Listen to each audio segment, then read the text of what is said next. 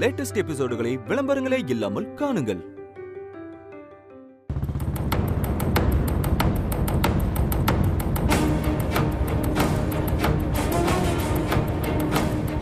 சக்தி, நீ போய் பேசிட்டு வா, நான் இங்கே வெயிட் பண்ணுறேன். இல்லை வேண்டாம், நான் மட்டும் போயிட்டு வரேன். சரி, இங்கே பாரு, அவங்க கொஞ்சம் கோவக்காரங்க, நீ கொஞ்சம் பார்த்து கவனமாக பேசிட்டு வா சக்தி.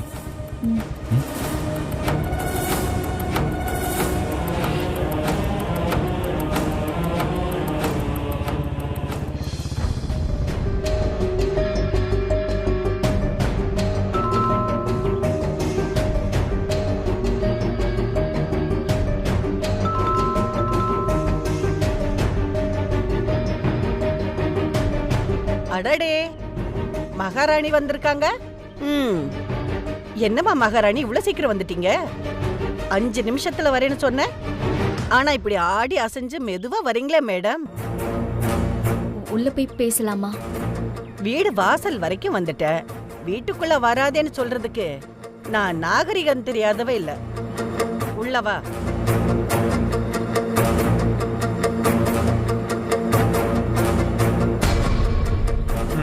கோகிலா, இவ்வளவு நம்ம வீட்டுக்கு எத்தனை வாட்டி தான் வருவானே புரியல. ஆனா இது வரைக்கும் ஒரு வேளை நடந்ததா இல்ல. சக்தி, உனக்கு எத்தனை தடவை தான் போன் பண்றது? நான் திரும்ப திரும்ப போன் பண்ணிக்கிட்டே இருக்கேன், நீ எடுக்கவே இல்ல. போன் அட்டன் பண்ண முடியாதபடி ஒரு சிச்சுவேஷன். சக்தி, நாங்க உங்க குடும்பத்துக்கு சம்பந்தியா வரப்போறவங்க. உனக்கு வேணா முதல்ல கல்யாணம் நடந்திருக்கலாம், ஆனா எங்களோட மரியாதை குறைஞ்சா அதை பார்த்துட்டு சும்மா இருக்க மாட்டோம். ஏமா, பொண்ணு எடுக்கிறதுக்கு முன்னாடியே இவன் போன் எடுக்க மாட்டேங்கிறாளா? பையன் கல்யாணம் நடந்துட்டா இவங்க நம்மளை எப்படி மதிப்பாங்க? மாமா, உங்க மரியாதை எந்த வகையிலும் குறையாது. இது வேற வழி இல்லாம தான் நடந்துச்சு. சாரி, தப்பா நினைச்சுக்காதீங்க. என்ன விஷயமா வர சொன்னீங்க தெரிஞ்சா? ஏன் சக்தி, அதான் தெளிவா உங்ககிட்ட போன்லயே சொன்னேன்ல, இன்னும் 40 பவுன் எக்ஸ்ட்ரா வேணும். உங்க அம்மா உங்ககிட்ட இத பத்தி பேசினாங்களா இல்லையா? அதான் அம்மா போடுறேன்னு சொல்லிட்டாங்களே. உங்க அம்மா போடுறேன்னு சொல்லிட்டாங்க தான், ஆனா உங்க அம்மா எப்படி போடுவாங்க? அதுக்கெல்லாம் உங்க அம்மா கிட்ட எங்கம்மா பணம் இருக்கு? முதல்ல கேட்ட 40 பவுன் போட்டதுக்கே தனி ஆளா நின்னு உழைச்சு கஷ்டப்பட்டு போட்டேன்னு சொன்னாங்க. இப்ப இன்னொரு 40 பவுன் கேட்டிருக்கோம்ல, அதுக்கு எங்க போவாங்க?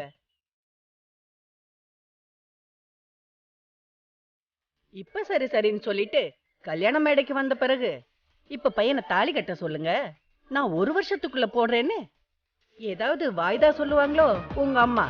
இல்லம்மா, நிச்சயமா போட்டுருவாங்க. 19 இப்படி சொன்னா எப்படி சக்தி? எப்படி போடுவாங்கன்னு கரெக்டா சொல்லு. அதான் இப்போ நீ கல்யாணம் பண்ணிட்டு பெரிய இடத்துக்கு போயிட்டியே, நீ நினைச்சா ஒரே நாள்ல போட்டுறலாம். எங்க அதெல்லாம் நாம எதுக்குங்க பேசணும்? நம்ம கேட்டது இன்னொரு 40 பவுன் நகை, அத சக்தி எப்படி வேணாலும் போடட்டும். அந்த விஷயத்துல நம்ம கருத்து சொல்லக்கூடாது இல்ல? அம்மா, நான் கல்யாணம் ஆன வீட்டுல இத பத்தி எல்லாம் கேட்க முடியாது. ஆனா நிச்சயம் 40 பவுன் நகைய நான் போட்டுருவேன். ஏமா, கொஞ்சம் கூட பிடி கொடுக்காம பேசுறியே, எப்படி போடுவேன்னு சொல்லு. சக்தி, ஒன்னு புரிஞ்சுக்கோ, கல்யாணத்துக்கு நாள் பார்த்தாச்சு, மண்டபம் பார்த்தாச்சு, பத்திரிக்கை அடிக்க நாங்க ஃபுல் ரெடி. பத்திரிக்கை மாடல் கூட காமிச்சிட்டாங்க. நகையை எப்படி போடுவீங்கன்னு சொல்லிட்டா மத்த வேலை எல்லாத்தையும் நான் ஆரம்பிச்சிருவேன். கல்யாணத்துக்கு முன்னாடியே நான் நிச்சயம் போட்டுருவேன் அத்தை. உன்னை நம்பலாமா? கோகிலா, நீ வேணவள நம்பு, எனக்கு சுத்தமா நம்பிக்கையே இல்ல. மண்டபத்துக்கு வந்து நம்ம சொந்தக்காரங்க எல்லாரும் முன்னாடி இப்ப தாலி கட்ட சொல்லுங்க, அப்புறமா நாங்க 40 நகையை போடுறோம்னு சொல்ல போறாங்க. அதுக்கப்புறம் நம்மளால எதுவுமே பண்ண முடியாது. அப்புறம் நம்ம சரின்னு சொல்ல வேண்டிய கட்டாயத்துக்கு வந்துடும். ஜாக்கிரதா பாத்துக்க. இவரு சொல்றதுலயும் ஒரு நியாயம் இருக்குல்ல சக்தி? இவரு சொல்ற மாதிரியே நீங்க மண்டபத்துல நடந்துகிட்டீங்கன்னா எங்களால அப்ப ஒன்னும் பண்ண முடியாது.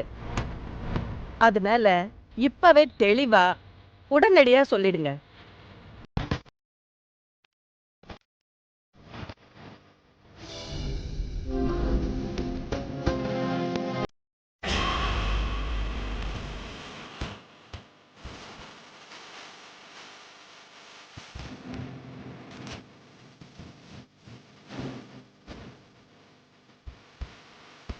அத்தை, என் தாலி மேல சத்தியமா சொல்றேன், யமுனாக்கா கல்யாணத்துக்கு முன்னாடியே நீங்க கேட்ட நகை உங்ககிட்ட வந்து சேரும். அப்புறம்தான் யமுனாக்கா கல்யாணம் நடக்கும். இது என் தாலி மேல சத்தியம். ஏமா அதுக்கு எதுக்குமா தாலி மேல எல்லாம் சத்தியம் பண்ற? முதல்ல அந்த தாலி எடுத்து உள்ள போடு. ஆனா நீ தாலி மேல சத்தியம் பண்ணது இன்னொரு விதத்துல சந்தோஷம்தான் சக்தி. இப்ப நீ எந்த அளவுக்கு உறுதியா இருக்கேன்னு எனக்கு புரியுது. அதே நேரம் நான் ஒன்னு சொல்லிக்கிறேன், ஒருவேளை கல்யாணத்துக்கு முன்னாடி உன்னால நகை போட முடியலன்னு வச்சுக்கோ, அதை என் வாயால சொல்ல விருப்பம் இல்லதான். கல்யாணம் நல்லபடியா நடக்கிறதுக்கு என்னென்ன செய்யணுமோ அதை எப்படி செய்யலான்னு போய் பாரு சக்தி. போ, இப்ப கிளம்பு.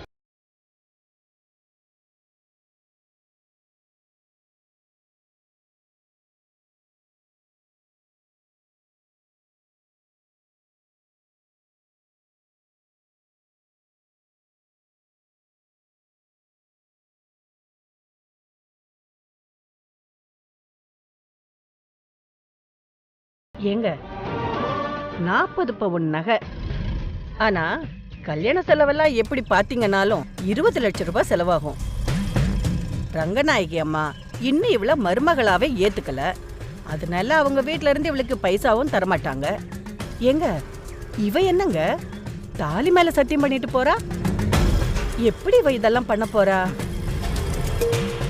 கோகிலா, ஆ, பையனுக்கு வேறொரு பொண்ணை ரெடியா வச்சுக்கோ. சக்தி கல்யாணத்துல மாப்பிள்ள மாறிட்டான், ஆமா, கார்த்திக் கல்யாணத்துல பொண்ணு மாறிரும்.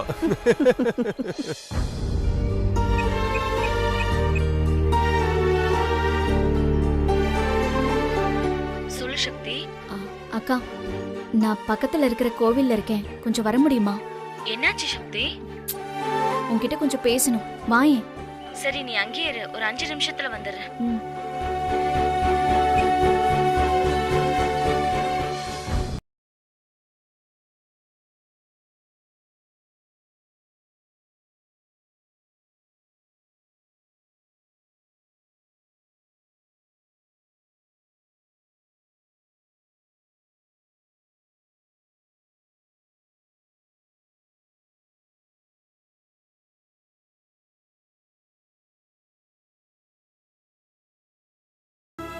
கோகிலத்தை ஃபோன் பண்ணியிருந்தாங்க. சக்தி, 40 பவுன் நகை உடனே வேணும்னு சொன்னாங்களா? ஆமாக்கா. எனக்கு என்ன சொல்றதுன்னே தெரியலடி. நீ இவ்வளோ கஷ்டப்பட்டு எனக்கும் கார்த்திக்கும் இந்த கல்யாணம் நடக்கணும்னு ஏற்பாடு பண்ணிக்கிட்டே தான் இருக்க. ஆனா இது திரும்பவும் 40 பவுன்லயே தான் வந்து நிக்குது. அதை விடுக்கா, நான் பாத்துக்கிறேன். என்ன பார்த்துப்ப? 40 பவுன் என்ன சாதாரண விஷயமா? அது போக கல்யாண செலவு அது இதுன்னு எவ்வளோ இருக்கு. இதெல்லாம் எப்படி சமாளிக்கிறது? சரி, அவங்க வேற இன்னும் என்ன சொன்னாங்க? சொல்லு, என்ன சொன்னாங்க? நான் சொல்லட்டுமா? ஒருவேளை இந்த 40 பவுன் தரலன்னா இந்த கல்யாணம் நடக்காதுன்னு சொல்லியிருப்பாங்க, அதானே?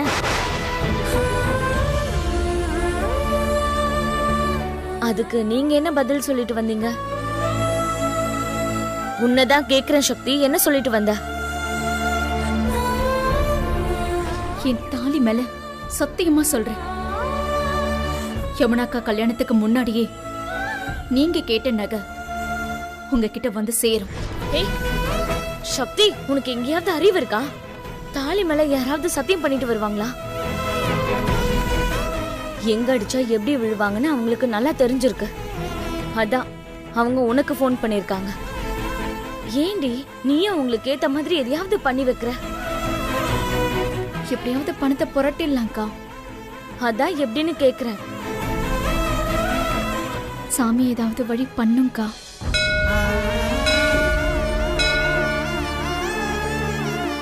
சக்தி,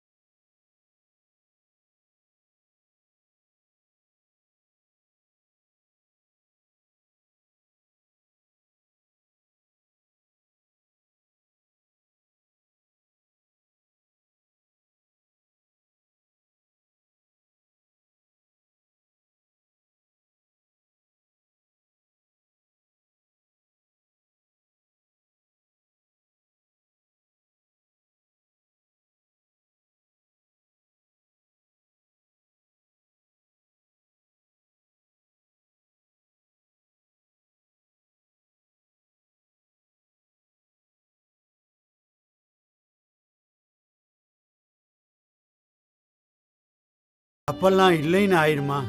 ஆகாதுல்ல. அதாம்மா நான் ஒரு முடிவோட வந்திருக்கேன்.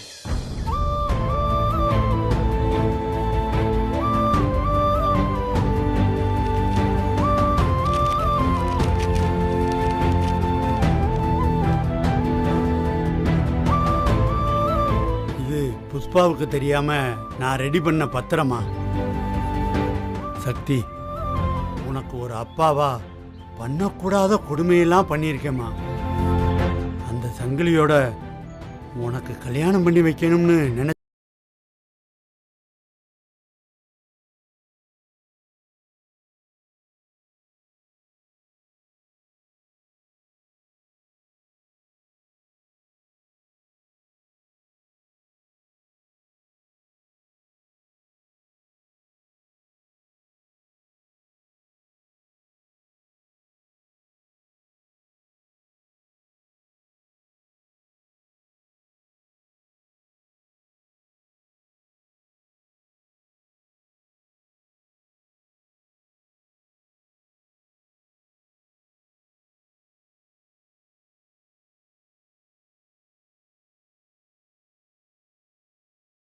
மீனாட்சியோட வீட்டுக்கும் மீனாட்சி மெஸ்ஸுக்கும் எந்த சம்பந்தமும் இல்லைன்னு எழுதி தர்றோம்னு சொல்லியிருந்தேன் இல்லையா?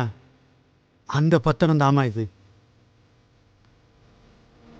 நான் சொன்னதை பத்திரமாவே எழுதி கையெழுத்து போட்டு கொண்டு வந்திருக்கேம்மா. இந்த பத்திரமா வச்சுக்கம்மா. இது அந்த புஷ்பாவுக்கும் சங்கிலிக்கும் தெரியாதுமா. வெளியே வரும்போது பெரிய பிரச்சனை வரும். அது பரவாயில்ல, அதை நான் சமாளிச்சுக்கிறேன். இதை பற்றி யாருக்கிட்டையும் இப்போ சொல்ல வேணாம். இனிமே அந்த சொத்து முழுக்க முழுக்க மீனாட்சிக்கு மட்டும்தான் சொந்தம். இதை யாரும் உரிமை கொண்டாட முடியாது. நீங்க அதை என்ன வேணாலும் பண்ணிக்கங்க, அனுபவிக்கலாம், விற்கலாம். யாரும் எந்த கேள்வியும் கேட்க முடியாது. வாங்கிக்க சக்தி.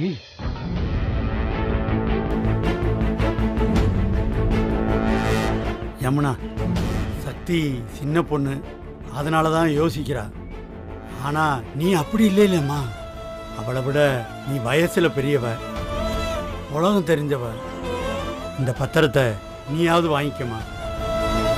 உனக்கு கல்யாணம் முடிவாயிருக்கிற இந்த நேரத்தில் இந்த பத்திரம் எவ்வளவு முக்கியம்னு எனக்கும் தெரியுமா. இல்ல, எங்களுக்கு வேண்டாம். ஏமா? எங்க அம்மாவோட ஒரே ஆசை நீங்க என் கல்யாணத்துக்கு வந்த என்ன தாரவாத்து கொடுக்கணுங்கிறது தான்.